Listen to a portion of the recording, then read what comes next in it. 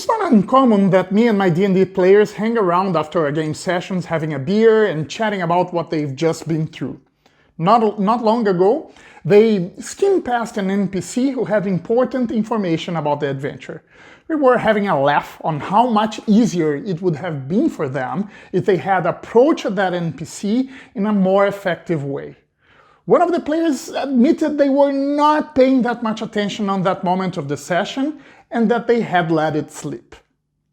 That night, I caught myself wondering what I could do to prevent my D&D players from getting distracted in important situations. And I actually got a relevant insight to improve my approach on social encounters building. I started to always consider this question: what is the role of this social encounter for the adventure?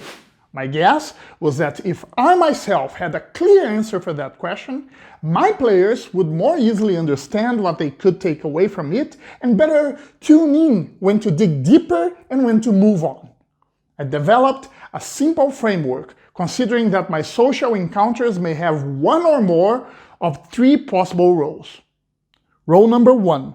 Uncover new information for the players. By that, I mean that a social encounter may open a new topic or a new subplot that has not appeared on the campaign so far. Role number 2.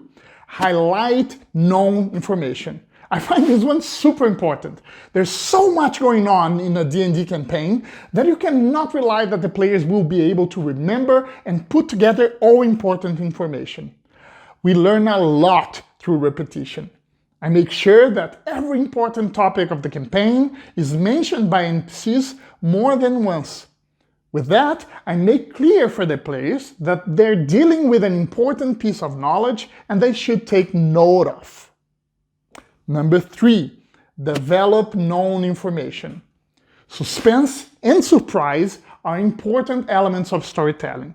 An effective way of building up tension and creating plot twists is splitting up information and spreading those pieces of knowledge across several encounters, up to the point where they are finally resolved. This is, of course, a very important role I use my social encounters for. In practice, when I'm creating my adventures, this approach may go one of two ways. The first one is clearer. I have some information about the adventure, the campaign, the world, or about the player characters themselves that I want to communicate to the players, so I build an encounter that will allow me to fulfill this role. On the second approach, I'm not thinking of that when I'm building the encounter. The story itself calls for a certain encounter, so I build it. But as soon as I'm done, I stop myself and think, what is this encounter role, and is it really clear for the players? It's actually much interesting how many times asking myself this simple question made me go back to adjust the encounter with great improvements. When I make sure that an encounter role is clear for me, and I put myself in the shoes of the players and I can see how they're gonna figure out what that role is, that's when I know that I'm not leaving my players in the dark with NPCs. That improves the adventure flow, better engaging my players in our social encounters.